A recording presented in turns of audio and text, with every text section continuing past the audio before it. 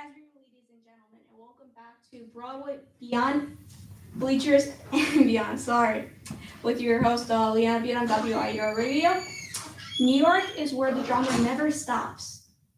From the crack of the bats and the swish of the net, from the roar of the crowd to the hush of the theater, the city writes its own stories and echoes across generations, fast, thrilling, and unforgettable. This is New York in full performance, and the show is just getting started. The Yankees sweep Baltimore over the weekend, and because Toronto also swept the Rays, the Yankees end up having to win the wildcard series against the Boston Red Sox. If Toronto would have lost one of those games, the Yankees would have been the divisional leader. But Toronto led the series 8-5 and had the tiebreaker going into the final games. And it's really on the Yankees' shoulders the reason they won the division. They went, I believe, 9-17 against Boston and Toronto. They not had a good record against the East. They were 26-25, I believe. So it's their own faults for not winning the division. So now they're going to play at home against the Red Sox starting tomorrow night at 6 o'clock. But let's talk about last night's game a little bit. Rice capped off a terrific season. His first full season in the Bronx, hitting clutch 2 home runs, a first inning shot that put the Yankees ahead, and then an 8th inning game winner that put the Yankees up 3-2 as the final score. The Yankees crushed their 50th first inning home run, surpassing the Braves' 47 in their 2023 season. And literally, the Yankees just had a great season. Aaron Judge topped off another MVP caliber year. He had his highest batting average of his career at 331, and he really should be that clear MVP. But this talk is about Kyle Raleigh. But Kyle Raleigh did hit only 247. I'm sorry about the home runs. Yes, he's the first one to hit more home runs than Mickey Mantle, a switch hitter. Past Ken Griffey Jr. as a Mariner. I get the accolade, and he's a catcher. But Judge had overall better numbers. Better in slugging, better in OPS. The only thing he didn't lead was home runs and RBIs. Judge led in mostly every category. And if we're going back in history, think of 2017. Judge led in everything but average, and I believe Watson and Altuve still won. So if they're going to say average doesn't matter, so that's just a slap in my face, Aaron Judge, for back-to-backs, for another MVP snub. Because in reality, he should have won in 2017. But with the cheating Astros, that's another story for another day. I'm very happy they got eliminated. But the Yankees really did have a great season. Though they did have a June swoon, unlike the Mets, they were able to get out of it. And they had the best record from August 11th to now, to the game 162. And the Yankees really pulled it out. And the past 2 months, they have shown that they are able to make baseball players, like the little plays, going first to third, or hitting the cutoff man, which they really showed that they were not great at last year in the playoffs in the World Series. Their team is better athletic now, with Caballero, with Ron McMahon at third, with Grisham in center, Bellinger in left, or you even put Bellinger anywhere. You put Goldsmith at first. Rice is doing well behind the plate as catcher. So the rest of the team defensively, they're so much better than they were last year, and how the team was in the World Series, because you saw it, misplaced errors, on mental errors. Volpe going to third. That's the only play I could say. Going back to the World Series, that's on him. That's not on him.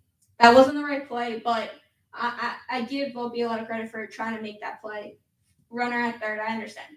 But the play between Cole and Rizzo, that should have been an out. I don't care what the statistics were. Cole or Rizzo should have got that ball. I'm sorry, that is the play that they should have made. And Judge missed catching up a fly ball. He is one of the greatest players that we play. And that just was the floodgate that opened that inning to the 5-run inning.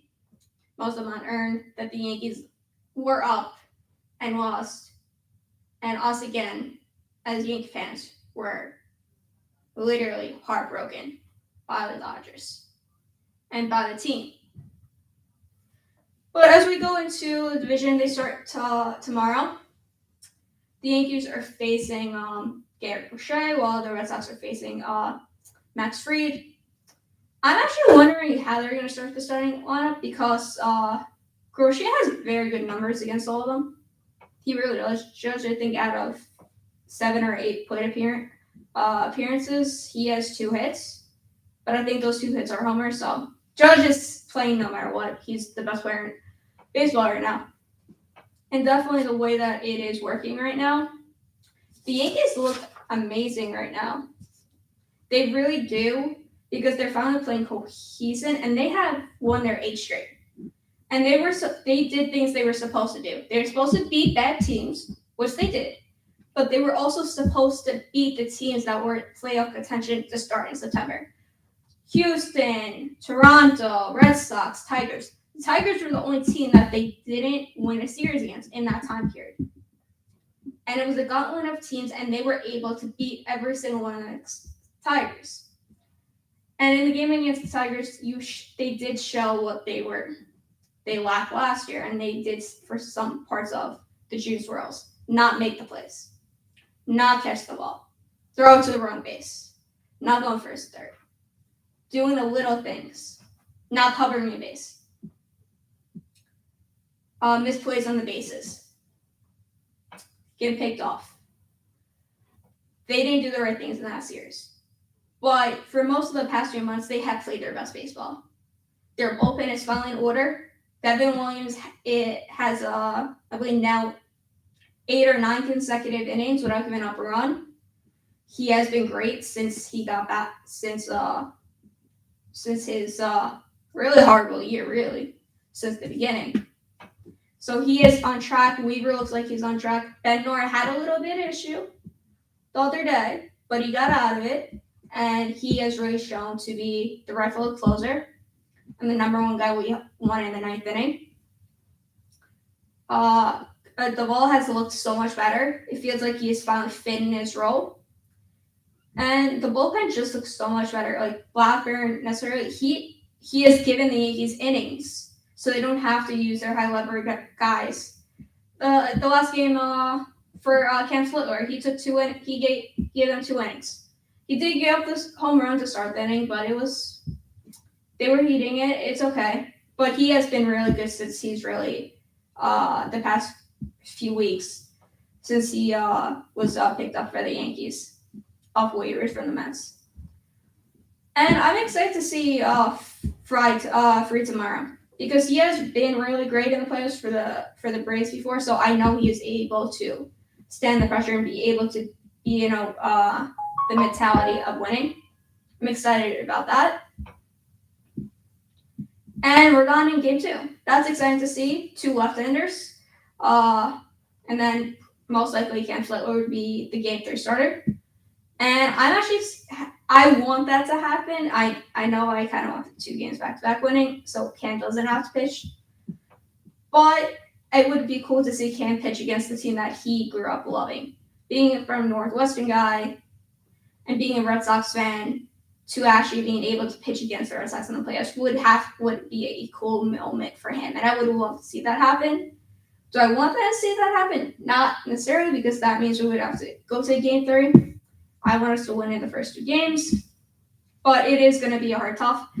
Crochet has been great. He is probably, between him and Screwball, they're both up for Cy Young.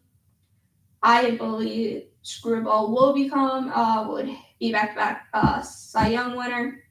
It's just he had a better, in my opinion, he had a better season. Crochet did break and bend a few times.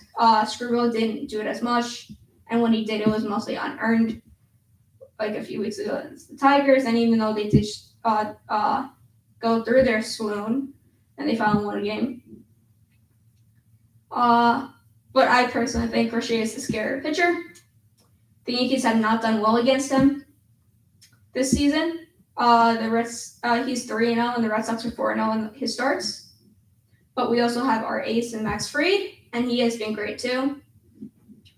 So I'm excited to see him. And also his first year in pinch-ups was amazing. And under ERA under 3, having the most wins of any pitcher in the league at 19. And it's just his first year. So I'm excited to see that matchup. And also Judge is right now hot. He's scorching hot. He has 5 home runs in his last 8-9 games. He's batting close to 400. He's at the right place to play in the playoffs. And I think that has been the issue the past few years, is that the Yankees get the bye, and by then he cools off. That has happened every single year that they have had to play in a bye. It just was what happened. I think he's batting under 200 in division, championship, and World Series combined. He did not play well in any of those series. What he has played well was in the wild card series. And no doubtly, they were all single games when he did play in them. But he had, in just 3 games, he batted .455, 2 home runs, 4 RBIs, 5 runs, on base percentage of 1.769, and only 1 strikeout. That's amazing. In just 3 games of playoff play in the wildcards round. If he's able to do that this season, he has to change the tides, because Aaron Judge is a Hall of Fame player. He really is. But until he starts hitting in the postseason and the Yankees get a ring, he cannot be on the Mount Rushmore of Babe Ruth, Mickey Mantle, DiMaggio, Derek Jeter, Mariano Rivera, Pennant, all those greats. He can't be on that Mount Rushmore yet until he starts hitting the postseason. And with the wild card being at home, I also think that also helps. He has the home field advantage. He has the crowd, and he has done well this season with the crowd. And the Yankees have done, which is crazy to me, they have the same record as last year without Juan Soto. And that's just mind-boggling. And the Mets, who have Juan Soto, are out of it. A little short break. When we get back, I'm going to start talking about the matchups and necessary Big G, because he is going to be a huge part of this. Live from New York, this is WIUR Radio.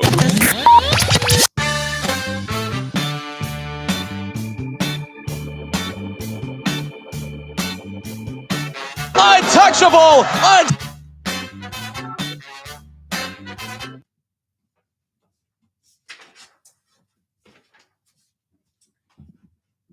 Interested in having your voice heard? Interested in hosting a show on WIUR? Email our president, Robbie Basil, or come by the station and we will help get you started. And now back to the show. Big G. Giancarlo Stanton has been great for the Yankees his tenure. This season, he had 20-plus home runs in just under 80 games he played, and he was injured for most of the season. He had a batting average close to 300. And he has been hot the past week, too. I think he had 4 home runs the past 10 days or something like that. And the other day, he hit 2 bombs against Trevor Rogers. Trevor Rogers has not given up home runs this season most of the year. He has given up 3 home runs all season long. In 1 game, Giancarlo Stanton hit 2 home runs against him. Judge hit a home run again, but Judge is something else. But Giancarlo Stanton is a unicorn. He is hitting for average right now. He hit over 20 home runs in just a short time period. He carried the team on his back. And yes, he has struggled the past few weeks before that. But he is also heating up.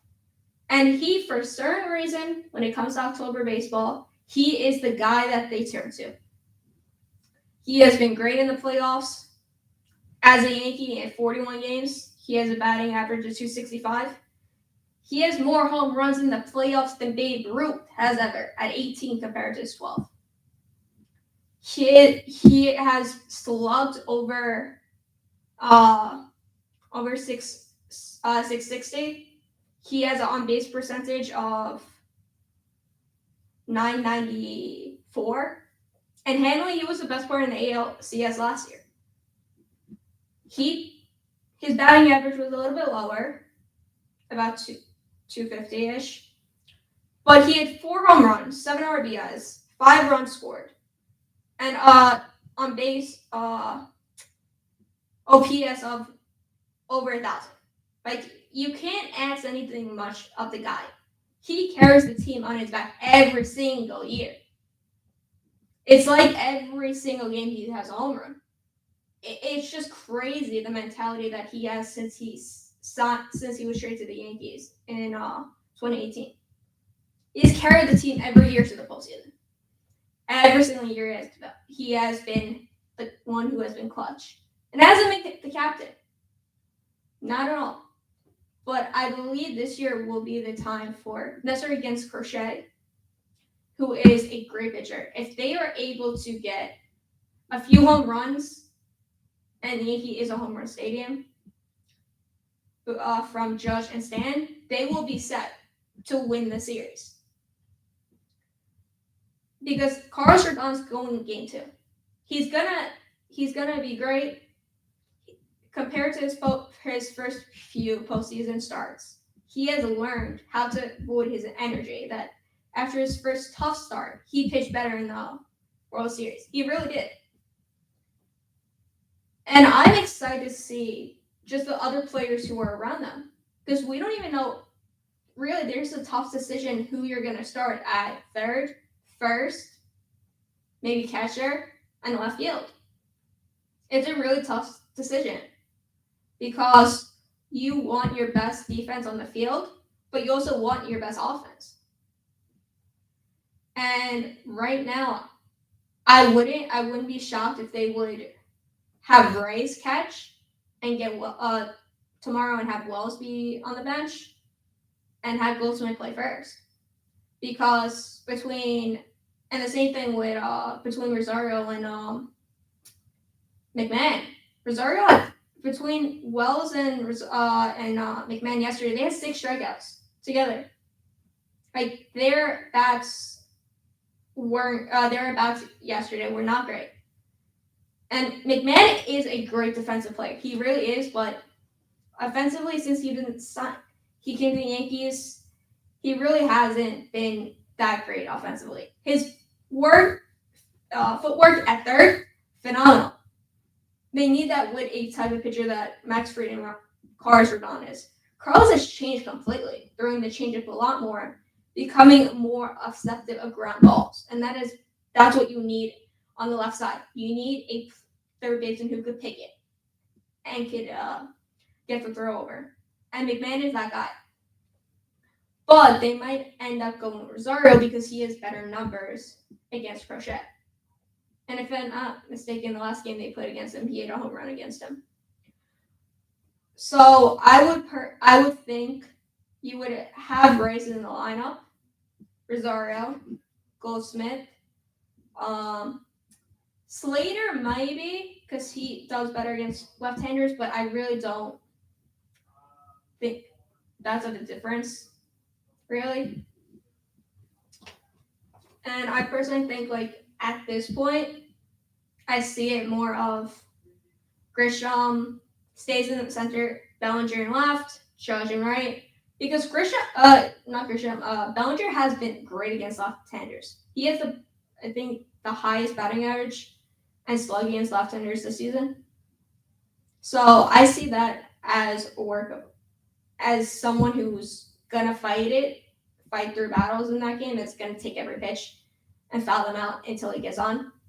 And also, they have so much more speed on their bench and utilities that it's even if you put Rosario in, saying the Yankees are up 4-1 going into the 6th, 7th inning, you could just switch McMahon in.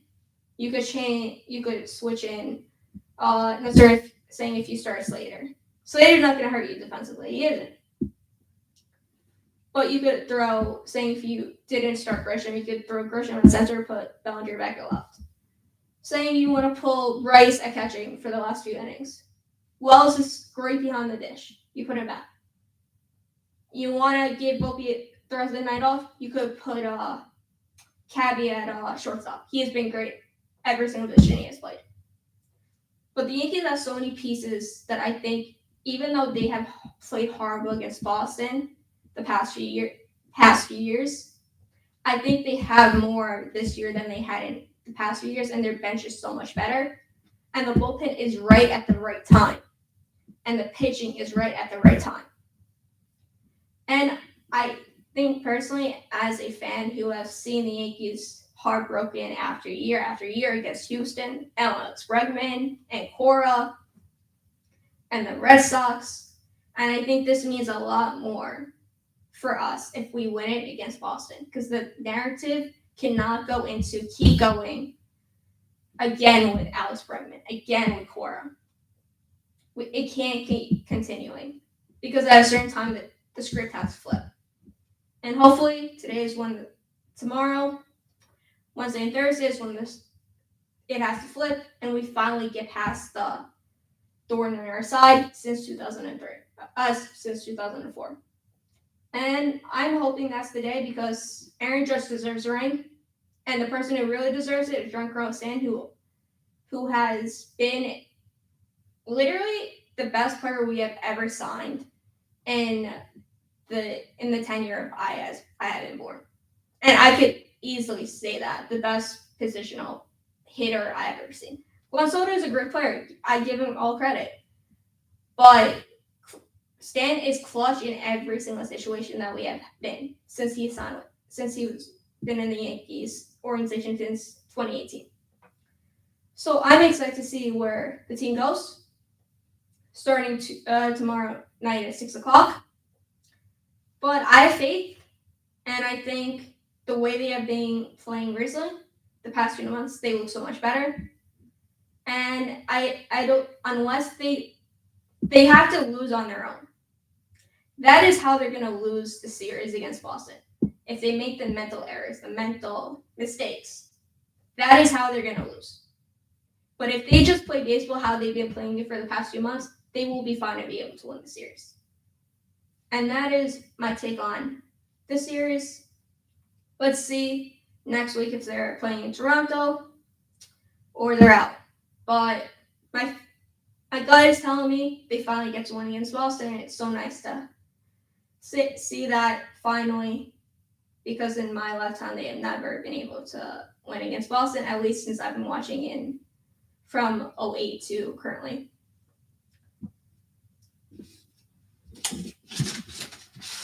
I'm just excited for the postseason and for playoff baseball. It's really going to be a lot of fun. But I cannot wait until first pitch at 6:08 tomorrow. Thank you for joining me at Broadway, Bleachers, and Beyond. Have a wonderful rest of your day. I will speak to you next week. Have a great day. Thank you.